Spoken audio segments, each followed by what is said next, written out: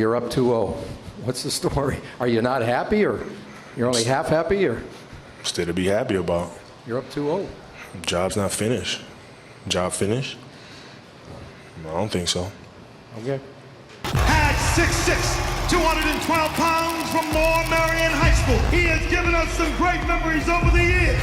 How about a big round of applause for, right now on the floor, number 24, the Black Mamba, Kobe Bryant.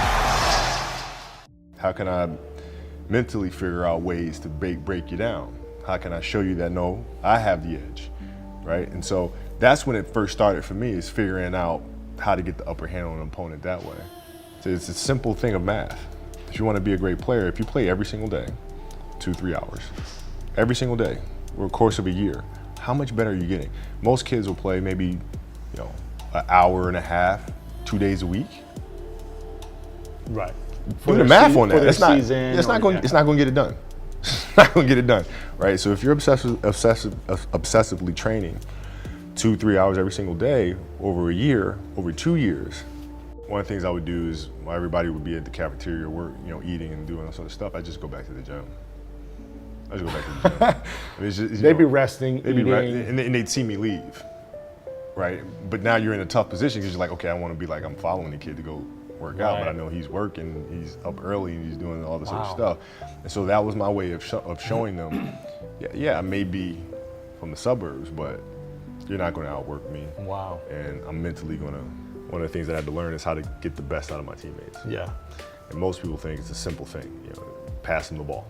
But that's not how you make guys better. You have to really affect their behavior. How do you do that?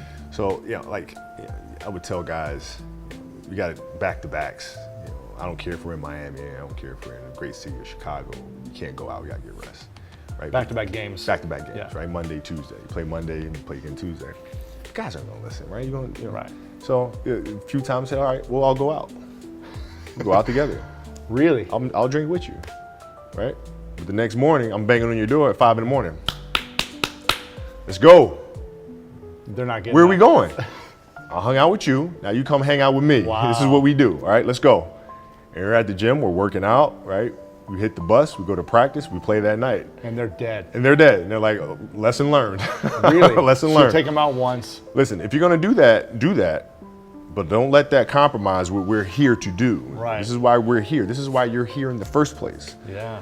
Right? And if we're gonna win a championship, we have to have that championship mentality That's it. and work ethic. That's it. So you gotta show them, no, Kobe can do that and still has the energy to get up and do this. So either I gotta meet that same energy or I gotta keep my butt in my Go to room. bed early, yeah. What do you think the biggest challenge is for most athletes after they retire? I think it's the fear of starting anew. And that was certainly present for me as well. Really? Yeah, like because identity, you mean, or? Well, it's starting from scratch, right? Because when you play for 20 years, I played for 20 years, you reach a certain level, you're like, okay, wait a minute, I have to start again at the base of a mountain and try to climb the top of this mountain. First of all, what mountain am I climbing? I don't even know, like, what the hell am I going to be doing? And it's very scary. It's very scary. Even for you? Oh, absolutely. Wow. Absolutely. And the thing that helped me actually was hurting my Achilles, because that forced me to sit there and say, okay, the day could be today that your career is over. At any time when you were playing, you mean, yeah. Now what do you do? You have these ideas about doing something with your life after basketball, but what if today is the day that's it? Now what do you do? So I had all this time sitting there with my Achilles injury and contemplating and thinking, and I said, I better get to work. Wow. And that was that. But there's a quote from one of my English teachers at Lower Merion named Mr. Fisk. He had a great quote that said, rest at the end, not in the middle. And that's something I always live by. I'm not gonna rest, I'm gonna keep on pushing now. There are a lot of answers that I don't have, even questions that I don't have. But I'm just gonna keep going. I'm just gonna keep going, and I'll figure these things out as we go, right? And you just continue to build that way. So I try to live by that all the time. Well, what does losing feel like to you? It's exciting. Why is it exciting? Because it means you have different ways to get better. There's certain things that you can figure out that you can take advantage of, right? Certain weaknesses that were exposed. that you need to shore up, right? So it was exciting. I mean, it sucks to lose, Right. but at the same time, there are answers there if you just look at them. Because you get the information from losing more than from winning, probably. Yeah. I mean, the answers are there when you win too. You just have to look at them. Yeah. Right. So it's a constant process. It's exciting when you win. It's exciting when you lose, because the process should be exactly the same, whether you win or you lose. As you go back and you look and you find things that you could have done better, you find things that you've done well that worked. Figure out how did they work, why did they work, how can you make them work again. Yeah. And but the hardest thing is to face that stuff. It taught me to look at detail. Right, look at things at their smallest. Right, look at body language. Look at the energy between players, our team and the other team. Wow. Right, look at the tactics. Look at the overall strategy, and to look at how tactically things are manifesting themselves. And because I watched so much film, then it gave me the ability to see game in real time as if I was watching film. Wow. Where I can see pop, pop, pop, pop, pop, pop, pop, because a lot of times the game starts moving really fast. But if you train yourself to watch hours and hours of film, the game's not moving that fast anymore. You can really recognize who's doing what and why. Then you can position guys in the right places in real time. Seeing it before it happens. Yes. Yeah. What could we have done differently? Right? I mean, it's an obsessiveness that comes along with it. You want things to be as perfect as they can be, understanding that nothing is ever perfect. But the challenge is try to get them as perfect as they can be. And what can you do? It's in your control. Right? And so it's through those behaviors is where I find the motivation to do it. Yeah. And what does love feel like for you? I think I would describe love as happiness. I think I describe it as a beautiful journey. It has its ups and downs, right? Whether it's in marriage, or whether it's in the career. Things are never perfect. Yeah.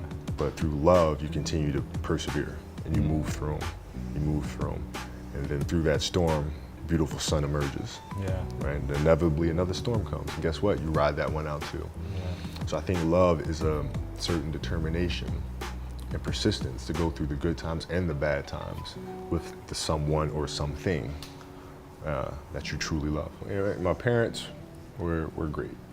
Growing up, they instilled in me the importance of imagination, of curiosity, and understanding that, okay, if you want to accomplish something, I'm not just going to sit here and say, yes, you can do whatever you want. Yes, you can, but you have to also put in the work to get there, right?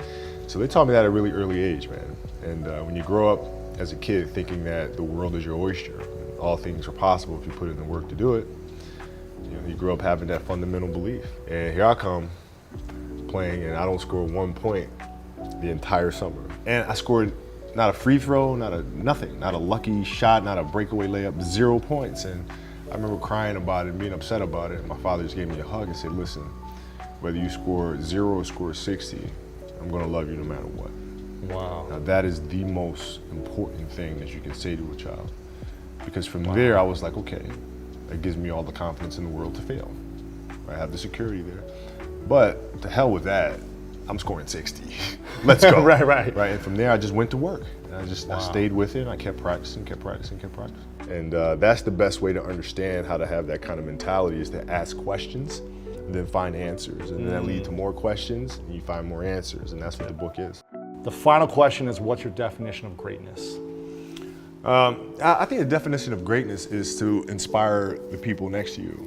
I think that's what greatness is or should be. It's not something that lives and dies with one person. It's how can you inspire a person to then in turn inspire another person that then inspires another person. And that's how you create something that I think lasts forever. Yeah. And I think that's our challenge as people, is to figure out how our story can impact others and motivate them in a way to create their own greatness.